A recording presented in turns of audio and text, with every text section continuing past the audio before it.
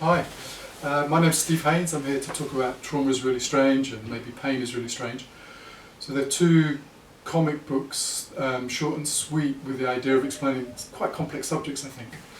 I'm a chiropractor, teach trauma releasing exercises and cranio-sacral therapist. I work with movement and touching people, but I've really learned that explaining what I believe is really, really powerful. And these two books, the goal is to help people find their bodies and help people understand that there's lots you can do around pain and lots you can do around trauma by learning to feel safe inside a body.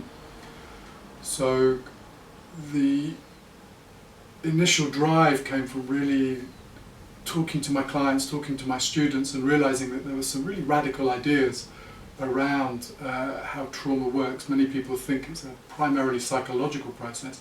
Actually, it's mostly a physiological process, and if we can engage the physiology, if your physiology is stuck, you're stuck, and the books are trying to help you become unstuck by learning to feel bodies and learning to feel safe inside a body.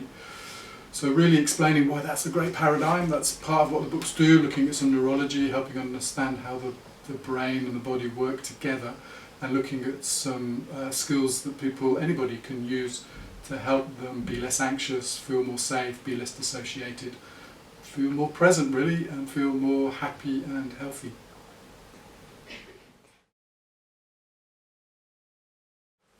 Yeah, the Pain is Really Strange was the first book, and that came about by looking at some research that described how 20 sessions of physiotherapy were equivalent to reading half an hour of the leaflet around how pain is a sort of fault in the alarm system of the body.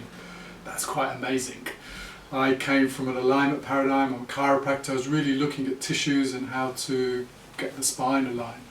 And the idea that you can facilitate enormous change in a pain experience by meeting the whole person and helping someone understand what their brain is trying to do to protect them, that's really radical.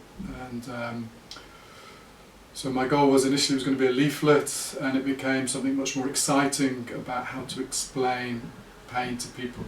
And then the trauma book, we really enjoyed doing the pain book, got some nice reviews, and I actually have been working around trauma more than around pain, or sort of understanding anxiety and dissociation. It's been a longer theme in my reading history and my clinical work. So I was really primed to try and explain that in the same format. Yeah, I take my lectures very seriously. If people fall asleep in my lectures, that's awful. And I've learned that a great image can really sharpen the room up and really help you present your idea really clearly.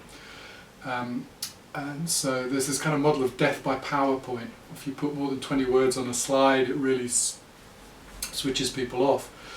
So having invested lots of time in finding great images and really honing down my argument for my slide presentations, and then I run groups around trauma and I'm talking about trauma quite a lot, you really quickly learn metaphors and ways of explaining it that seem to gel with people.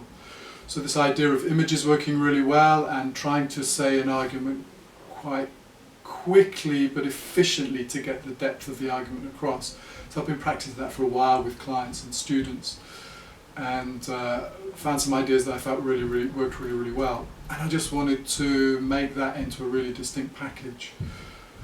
Quite impressed by TED Talks, the idea you can solve world peace in 20 minutes, and this idea that you can do something really smart, really clever, and it can be a really targeted message.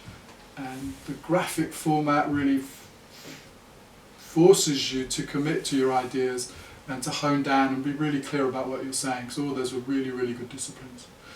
I also had an experience of reading Darryl Cunningham's book. It was a strip around chiropractic, and I thought it was a really great message. I didn't like it particularly at the time, but it really stuck with me because he did it so cleverly, and he did it in, 20 pages of a cartoon.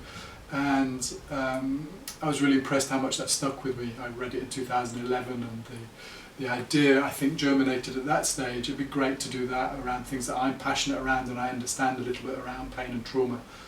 So yeah, that was part of the inspiration, to be honest. Yeah, without doubt, getting images from Sophie in my email box. There was one night we were in a fancy reception at my wife's work, and I got this image through on my iPhone, and I was just like shrieking, really. It was so cool. It really summarized a very complex idea, but did it so elegantly. And I loved Sophie's art from the outset. Got four people actually to pitch for the project, and hers was just really fitted with what I wanted to do. And her art's been constantly engaging, and seeing ideas I'm very familiar with, I've been trying to explain for 10-15 years, and she put a little twist on it and do it in, with a smile or with a gesture of a character, and it was so expressive. So yeah, getting the art into my inbox was endlessly joyful and really inspiring, actually. Anybody who has a body. The books are very much about embodiment. Both books are around how old parts of our brain get stuck in bad habits, and they can cause us to dissociate, one of the features of trauma, or create a pain experience. So if the brain feels threatened, then it creates these outputs. We can also get tired, and we also experience stress, but I'm talking here mostly about pain and dissociation as outputs. So I'd like to see them as kind of driving manuals or user manuals for how to be in a body, and not enough people understand how important it is to being human, to actually occupy who you are in your body. We're a very mental culture. We like to understand things, and there's often this drive that understanding is enough. For me, it's very much about feeling and kind of making friends with this shape and form, and feeling skillful at being in that, because that's what the old parts of the brain do. They make this structure work differently.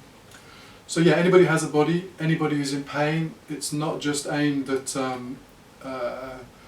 therapists or teachers. It really was for my patients, really, was the initial drive. But these themes of trauma and pain, I think, are universal. It's people who are anxious, people who are depressed, people who just feel life is a bit stuck.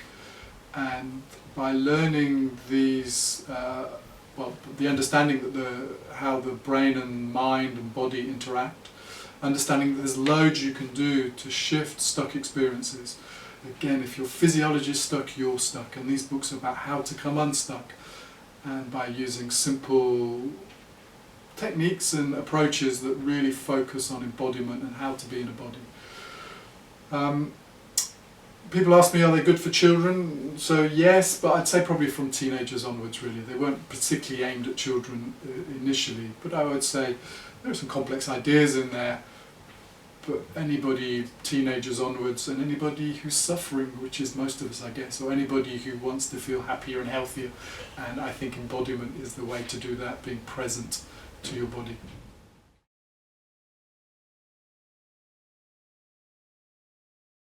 Yeah, absolutely. I remember very clearly the shift from old style phones where you just text in black and white to seeing things in colour, and then having phones where images were much more engaging. I spend more time on my phone looking at Instagram and people's photos on Facebook and things, because images are really, really powerful. They get to the point very, very quickly. So my experience has been, even with something, I was quite nervous about trauma, the trauma book particularly. It's a very complex subject, and trying to explain that with images and not trying to make it simplistic or demeaning or diminishing of people's experiences. I feel confident that I've achieved that in some way, but it is a playful book. The idea is a non-scary book around trauma, but there's depth to using images, and it can really cut through some of the noise and difficulties by making it playful, but adding some sort of real depth to what you're trying to explain. So absolutely, yeah, I think I really learned there's a huge graphic medicine model out there, and a huge amount of really, really great comic books doing really complex subjects. I was a little bit intimidated when I found out. Actually, I was quite glad I wrote the first book without knowing most of that. But yeah, it's a great way of explaining what you want to do, and it makes you really focus on getting your message the core message across quite quickly.